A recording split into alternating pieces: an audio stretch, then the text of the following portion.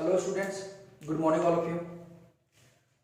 मैं गोपी पंडित आप लोगों का क्लास 9 का जो मैं पढ़ा रहा था हाइट एंड डिस्टेंस तो क्लास 10 में चल रहा है अभी। आपका जो चल रहा था हिरोन सूत्र, उसका 12.2 का मैंने क्वेश्चन नंबर 2 तक बताया था और क्वेश्चन नंबर 3 मैंने बोला था कि आप लोग जो है उसे छोड़ दें, क्योंकि आप उसे अगर कोई उसका वीडियो भी बनाएंगे तो बहुत लंबा, उसका हर पार्ट जो है जहाज के बारे में उसमें विवरण दिया हुआ है, हर पार्ट का जो अलग अलग वीडियो बनाना पड़ेगा, तो मैं उसका कर दूंगा। अभी मैं क्वेश्चन नंबर 4 का सॉल्यूशन लेकर के आया हूं और क्वेश्चन नंबर 4 जो है आपका उसका सॉल्यूशन देखते हैं। चलिए, क्वेश्चन आपका क्या बोल रहा है, क्वेश्चन नंबर 4 तो आपका बोल रहा है कि एक त्रिभुज और एक समांतर चतुर्भुज। त्रिभुज कितनी भुजा? 3 भुजा। समांतर चतुर्भुज कितनी भुजा? 4 भुजा। दोनों का जो आधार है एक ही है, ध्यान दीजिएगा। आधार का मतलब होता है निचला भाग, सतह, मतलब दोनों एक ही पर स्थित है। एक त्रिभुज भी और एक समांतर चतुर्भुज भी, दोनों किस पर स्थित है? एक ही भुजा पर स्थित है। और आपका बोला दोनों का क्षेत्रफल भी एक ही है।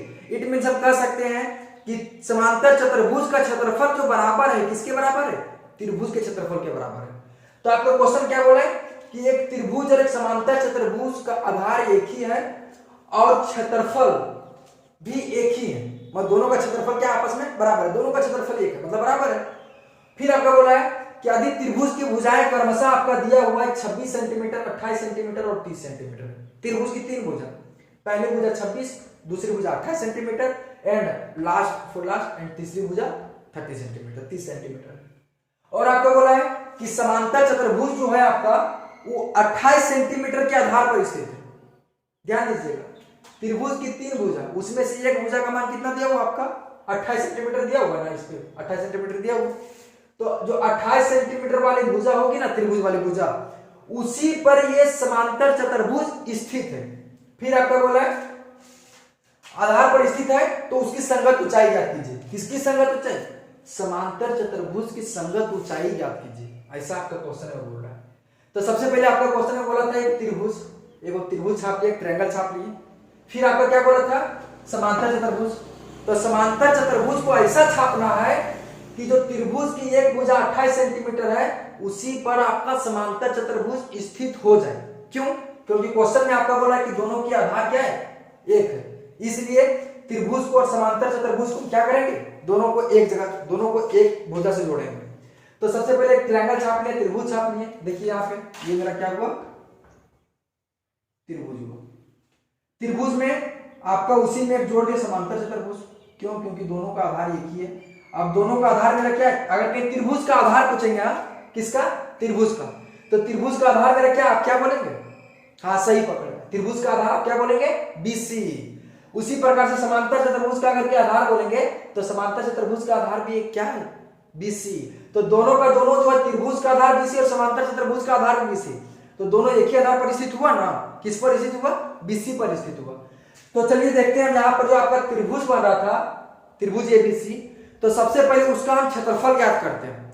क्षेत्रफल निकालने के बाद में जो है समांतर चतुर्भुज का क्षेत्रफल के द्वारा हम संगत ऊंचाई ज्ञात करेंगे। तो चलिए ज्ञात करते हैं ऊंचाई उसकी।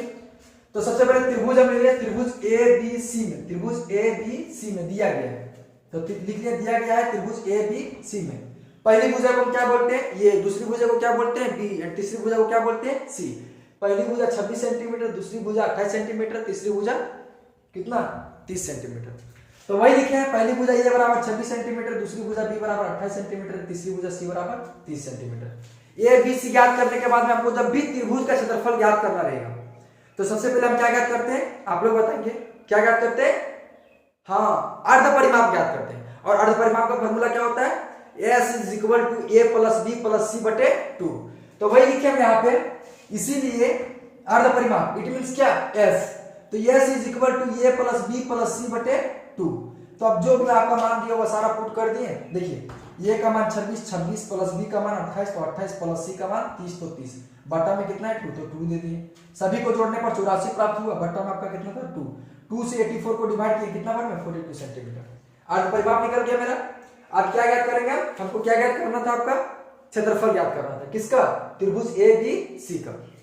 तो वही लिखे, इसीलिए त्रिभुज ABC का क्षेत्रफल बराबर रूट में S होल में S - B S - C, आप लोग फॉर्मूला ये जानते होंगे। तो सारा मान पुट हम किए, जिस प्रकार आप लोग सॉल्यूशन जो करते हैं क्वेश्चन उसी प्रकार सारा मान पुट किए।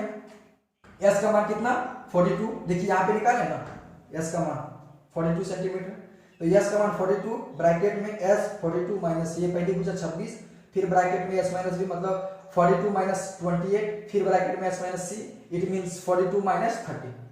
तो 42 का 42 में 26 जाएगा 16, 42 में 18 जाएगा 28 जाएगा 14, 42 में 30 जाएगा 12, मतलब घटा दिए और जो ब्रैकेट हम तोड़ रहे थे उसको उल्टी में चेंज कर दिए।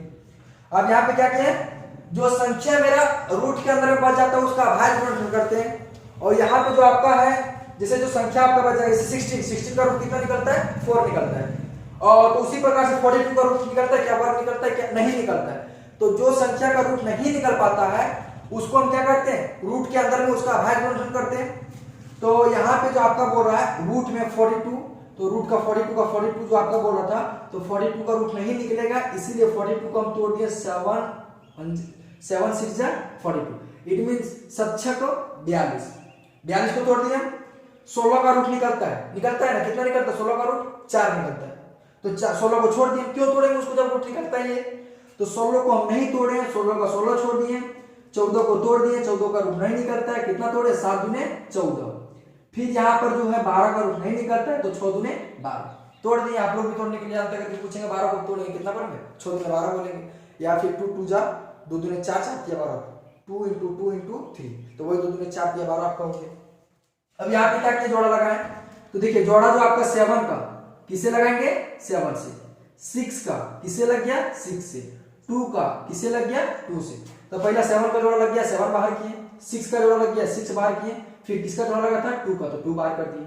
अब यहाँ जो है तीनों का जोड़ा लग गया था, तीनों को बाहर कर दिए, अब रूट में मेरा क्या बच गया 16, तो 16 का रूट कितना निकलता है 4, तो वही 4 रख दिया, सभी को मल्टीप्लाई कर दिए, मल्टीप्लाई करने के बाद आपका कितना आया 336 सेंटीमीटर स्क्वायर। किसका क्षेत्रफल आया ये, त्रिभुज ABC का क्षेत्रफल। पहला पार्ट आपका काम हो गया, ये वाला जो पहला जो आपका भाग कंप्लीट, फुल कंप्लीट। दूसरा मेरा भाग बचा हुआ है किसका, क्या बचा हुआ मेरा समांतर चतुर्भुज बचा हुआ है। समांतर चतुर्भुज कौन सा समांतर चतुर्भुज BCDE, ये मेरा समांतर चतुर्भुज आपका बच गया। तो वही लिखे हैं, चूंकि एक हम फॉर्मूला जानते हैं, क्या जानते हैं, समांतर चतुर्भुज का क्षेत्रफल जो होता है वो बराबर होता है किसके, आधार गुणे संगत ऊंचाई के। जो आपका आधार रहेगा और जो आपका संगत ऊंचाई रहेगा उसके आपका क्या होता है बराबर होता है। ये आप फॉर्मूला नोट कर लेंगे कॉपी में, ये आप फॉर्मूला इसे याद करेंगे अच्छी तरह से।